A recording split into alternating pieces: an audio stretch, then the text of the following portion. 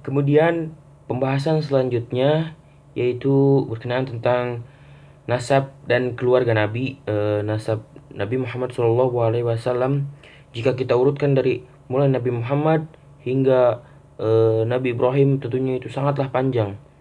Jadi kita akan membahas eh, nasab-nasab pentingnya saja dalam keturunan atau dalam keluarga Nabi ya.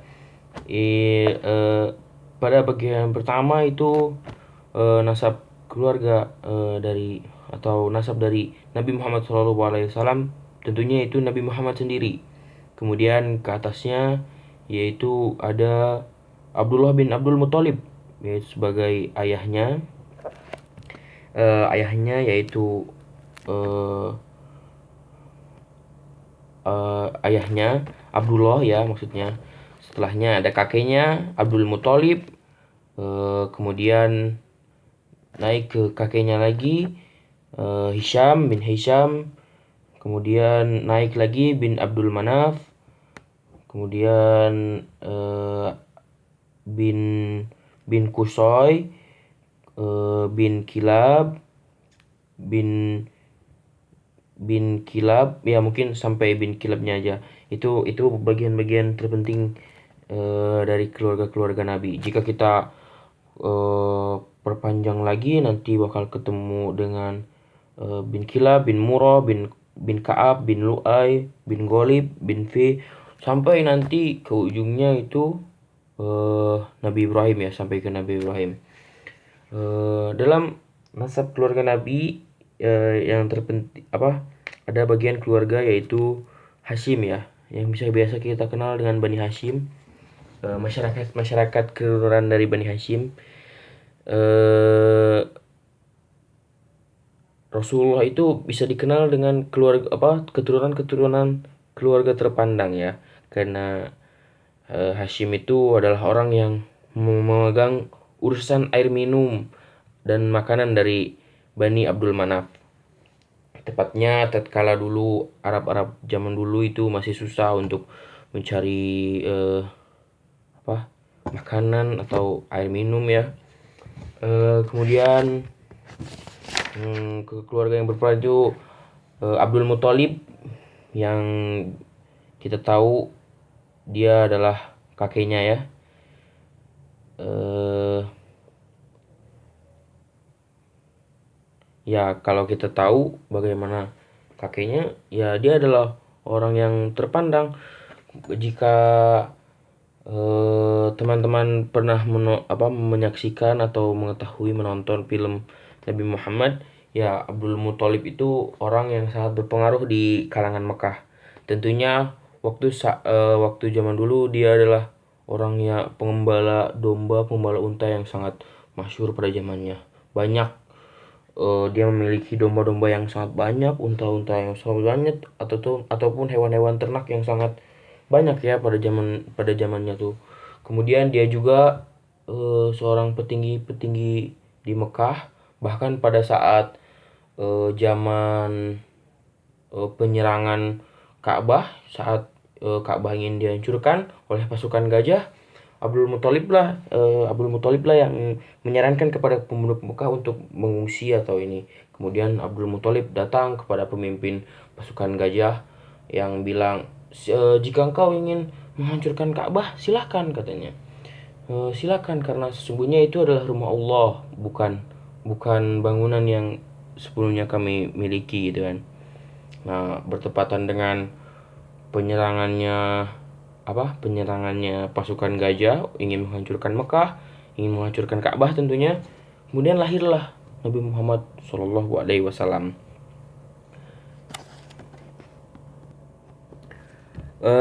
Pembahasan selanjutnya yaitu seruan dakwah untuk menyembah kepada Allah ya, maksudnya. Sebelumnya seperti yang kita ketahui, Rasulullah itu adalah seorang yang sangat soleh, seseorang yang sangat dipercaya oleh kalangan-kalangan kaum Arab pada zamannya ya. Bahkan sebelum dia diturunkan wahyu atau menjadi nabi kala kala itu. atau menjadi rasul kala itu. Kemudian Rasulullah sering juga datang ke Gua Hiro untuk menenangkan atau semacam bermeditasi ya, kalau mungkin yang kita kenal. Kemudian pada saat itu turunlah ataupun sekedar waktu di Gua Hiro sekedar untuk menenangkan diri dan berdoa kepada Allah ya. Kemudian setelah itu turunlah Jibril menurunkan wahyu pertama, yaitu surat Al-Alaq ayat 1 sampai 5. Setelahnya tatkala itu Rasulullah sangatlah terkejut ya mendengar hal itu, bahwa tiba-tiba sosok seperti Jibril itu turun kemudian menurunkan wahyu yang bahkan Rasulullah saja tidak bisa membaca. Pada saat itu Jibril kan berkata, "Iqra, Iqra." Kemudian Rasulullah menjawab, "Saya tidak bisa membaca," katanya. "Aku tidak bisa membaca." Kemudian ya Rasulullah hanya mengikuti saja. Kemudian diucapkan lagi oleh Jibril, "Iqra bismi rabbikal ladzi khalaq." Seperti itulah sampai seterusnya ya, seperti yang kita tahu. Setelah itu Rasulullah tuh mengulang bacaan itu dengan hati yang bergetar. Lalu setelah itu pulang menemui Khadijah. Kemudian dia tertidur, terus dia minta diselimuti oleh Khadijah ya. Setelah itu sudah dalam jangka waktu yang sudah cukup lama ya, turunlah wahyu kedua, yaitu surat Al-Mudaththir kan. Al-Mudaththir dari ayat 1 sampai 7. Di situ berisikan wahyu tentang wahyunya itu Al-Mudaththir kan, yang diturunkan oleh Nabi Jibril kepada Rasulullah. Wahyunya bisa saya bacakan ya. A'udzu billahi minasyaitonir rajim. Bismillahirrahmanirrahim. Ya ayyuhal muddatsir qum fa'anzir wa rabbaka fakabbir wa siyabaka fatahhir warrujza fahjur wa la tamnun tastakthir wa li rabbika fasbir. Nah, yang artinya itu, hai orang yang berselimut. Nabi Jibril mengucapkan wahyu yang disampaikan oleh Nabi Jibril seperti itu, beracu kepada Rasulullah yang tatkala itu sedang tertidur menggigil karena ya dia terkejut gitu. Berselimut, "Bangunlah, lalu berilah peringatan dan akan Tuhanmu yaitu, dan kemudian agungkanlah, kemudian bersihkanlah pakaianmu dan pakaianmu bersihkanlah, dan perbuatan dosa tingkatkanlah, dan janganlah engkau memberi dengan maksud memperoleh balasan yang lebih banyak, dan untuk memenuhi perintah Tuhanmu bersabarlah." Nah, tatkala itu kemudian Rasulullah menyebarkan yaitu menyerukan untuk dakwah mengesahkan Allah ya, mengagungkan Allah, yaitu perintahnya seperti itu, dakwah tentang dakwah untuk beriman kepada Allah, maksudnya seperti itu. Tujuannya apa ya dari ini tuh?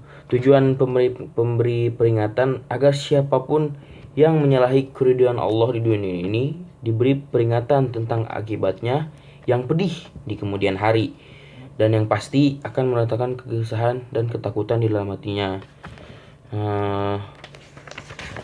Ya intinya Jibril itu menyuruhkan untuk menyembah kepada Allah, memperbaiki tauhid yang benar, yaitu mengesahkan Allah tanpa adanya untuk menyembah kepada selain Allah.